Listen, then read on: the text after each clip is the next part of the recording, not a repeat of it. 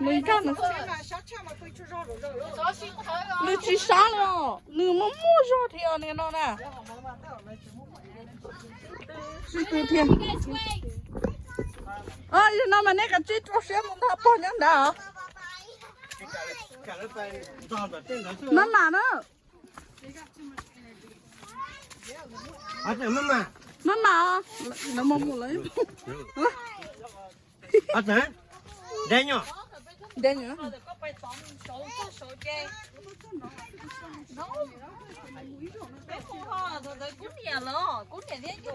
một tiếng mùa nó chắc thử kịp đi kéo phò con nó tên mà nó chỉ cả thế này wow nó sẽ tôi nó sẽ ấy đó hi nhớ rồi đó con Listen, be careful. careful nè You got it found. mama Making you do all the work.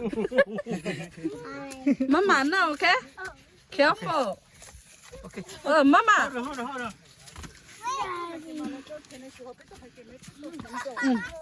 tôi với mà chơi con ơi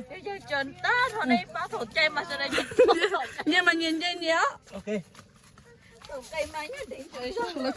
là chỉ bố lại mua ly trà nè tôi mà lại chúa rồi Mua hộp bông nào. Horsen, wait. nó mà nè Cha này chín chén rồi cha trong lời thế chị hôn nó mà chả mà hôn rồi hay là cho chừng thế Chá, có thằng chủ có thương nhỏ. Mình rùa nữa. Mày.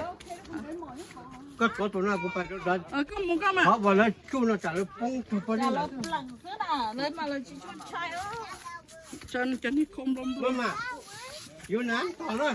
nó nào nó mà careful nè You're not corset. Too slippery for you guys. Austin, go slow so they go slow. Austin có má là thế má có cho chị chẳng kia là sao thì là cho chị chẳng là thế dân con nè Austin, go slow. Wait right there.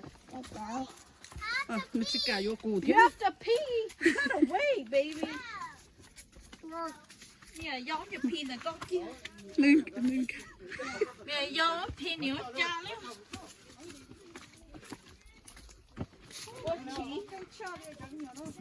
Cho gì? sẽ là chúng nó plu thế nè chỉ bốn chai trở thế thế thoát đi thiên nè bốn chai đi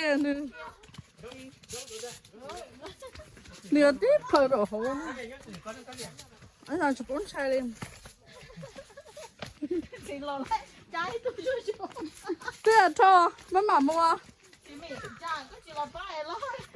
nè nhau Cứ xả hoa cỏ. ta không nào lắm một lỡ nó mà nữa nó chỉ chẳng chay vô tới chỗ sẽ tao lỡ It's because their Crocs are very slippery. Nè. ô Đi. quay xe cho quay xe nhau chập bông rồi cả lẽ nên đòn nên đi thi vô Cho là bài tôi kéo bí Vina là cái ngộ. tất cả cái tôi tung cái một kệ cả lẽ hết rồi một rau mà cái cái rau chế tao này má mà nữa bà má Slide. má muốn đại con Slide bên đây. chuỗi cha It's okay. It's okay.